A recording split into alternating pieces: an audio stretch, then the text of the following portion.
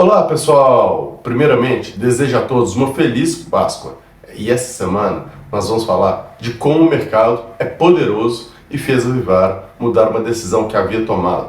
Também falaremos da proposta de reduzir o IR para operações de day trade, além do resultado da IRB Resseguros ou IRB-RE agora, e inclusive como ele pode mostrar dados de outros setores. Meu nome é Fernando Franklin e aqui descomplicamos o mundo financeiro discutindo as informações mais relevantes no nosso resumo semanal de notícias.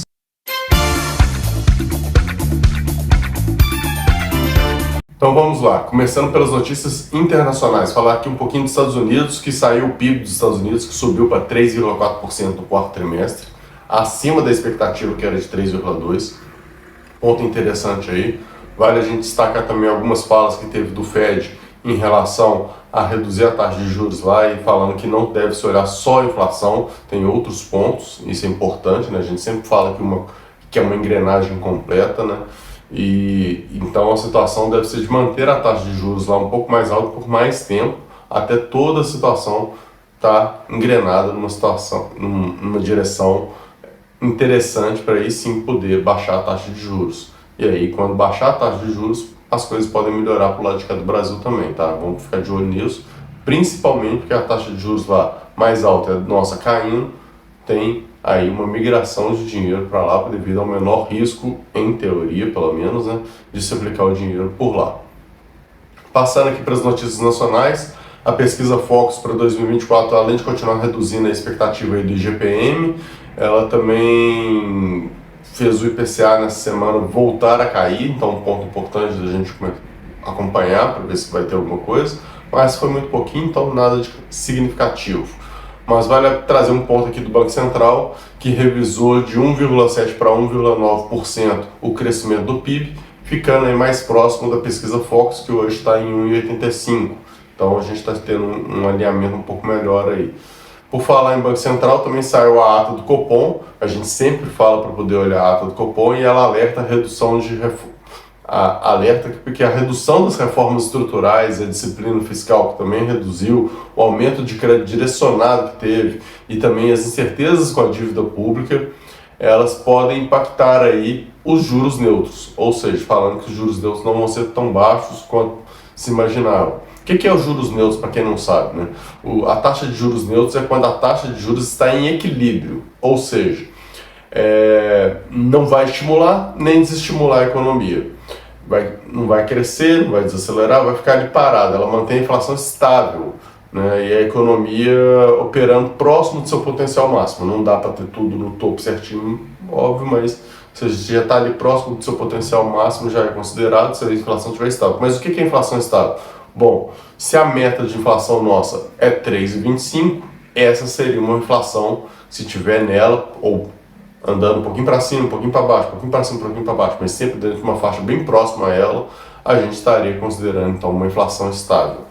Mas voltando às notícias, o Ibovespa ele fechou a semana em alta de 0,85, uma semana mais curta, de 4 dias apenas aqui para o Ibovespa. Lá fora a gente teve negociações na sexta-feira, fechando a 128.106 pontos. No ano a queda continua ainda de 4,53. Então o Ibovespa andando bem de lado aí, já tem bastante tempo que a gente vai no 4 pouquinho, sobe para o 5, 4 pouquinho no ano e vamos andando de lado. Mas está tudo bem, vamos focar aí para frente, vamos ver o que vai vir. Teve muito resultado dessa semana, bastante resultado interessante e a gente vai falar de alguns. E teve outra notícia interessante também, que é um fato relevante, apesar de ainda não ser oficial. Eu não gosto de trazer muita coisa oficial, mas eu achei por bem trazer aqui um ponto de legislação, que é o que o governo está tendo uma proposta, pelo menos de acordo com o jornal Globo, para reduzir o imposto de renda sobre day trade de 20% para 15%. Por que eu achei interessante trazer isso? Porque eu acho interessante entender o motivo. O motivo não é ser bonzinho e reduzir o imposto para a gente pagar menos. O motivo é estimular o mercado,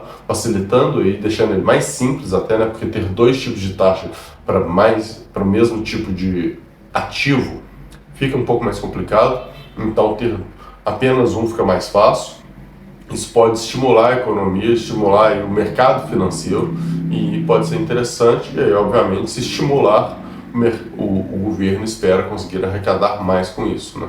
Mas, de qualquer forma, uma redução de imposto é sempre muito bem-vinda e aí eu acho que vai simplificar o processo, vai facilitar bastante aí, até para quem está querendo especular, poder especular um pouquinho melhor aí, dando mais liquidez para o mercado também, que é um ponto importante, ter o mercado ter liquidez.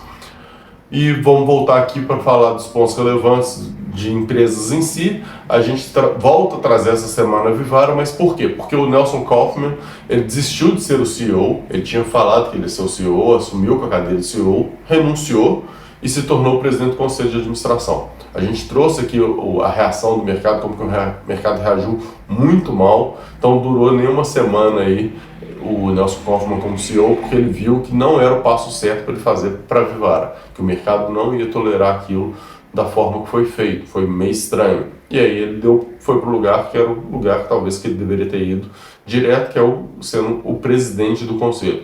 Foi feita uma dança de cadeiras, né? Saíram 2 conselheiros, entraram o Nelson Kaufman mais uma conselheira. Além disso, o presidente pede a renúncia de conselho para poder o Nelson Kaufman entrar. Então, foi uma dança de cadeiras aí bem interessante, né? Mas o fato é, ele realmente tem algo a agregar como conselheiro, né? Porque ele que fundou a empresa, mas como o CEO, naquele momento, talvez não cabe mais ter um CEO como ele, que ficou tanto tempo fora do mercado. E aí vamos ver como que isso vai acontecer, como que vai ser os planos do Vivara e os resultados dela, que é o mais importante, mas mostra muito a força do mercado. O mercado reagiu negativamente e aí eles tiveram a velocidade de reagir à reação do mercado, né? Uma contra-reação aí, de uma maneira muito rápida para poder conter aí todos os problemas, né? Até porque ele, como grande acionista da empresa, não quer que o preço da ação caia muito, né? Porque senão ele perde dinheiro também.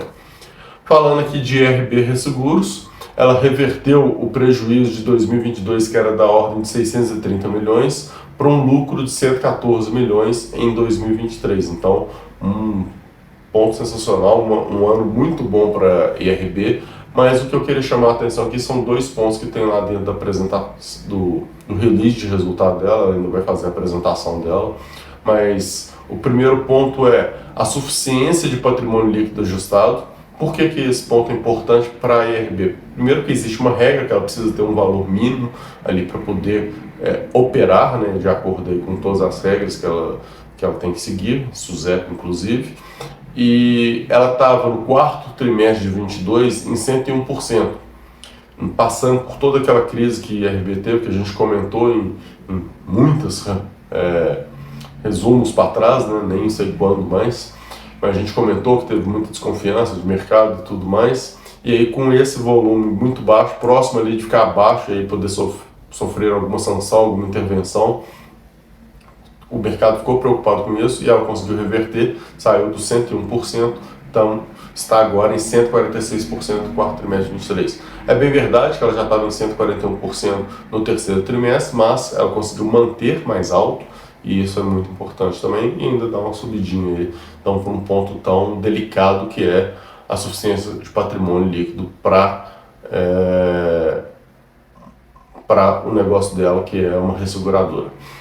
Também a gente tem um outro ponto de destaque interessante, que aí foge um pouquinho o destaque, ele está sim no setor, está sim na Resseguros, mas ele traz um pouquinho para fora, né? Porque ela destacou que o índice de sinistralidade do setor caiu 7,9 pontos percentuais, especialmente aí por conta dos segmentos de rural, que caiu 57,6% pontos percentuais, e o automóvel, que caiu 11,5 pontos percentuais. Então é interessante a gente ver esses 2 setores com grande destaque de redução de sinistralidade. É importante isso, porque a gente pode enxergar isso em outros setores da economia, né? Então, se o setor rural não está tendo tanto sinistro, é positivo para o setor rural. Consegue entender aí? E até por isso, né, a gente pode ter visto o agro em 2023 tendo tido um resultado tão bom, né? Já que não teve tantos problemas e não precisou acionar aí os seguros. E aí, obviamente, claro que o seguro é importante, o pessoal quer, mas obviamente ninguém quer ter que acionar um seguro, prefere muito mais ter um resultado positivo do que ficar acionando o seguro, todas as burocracias que tem por trás e por aí vai.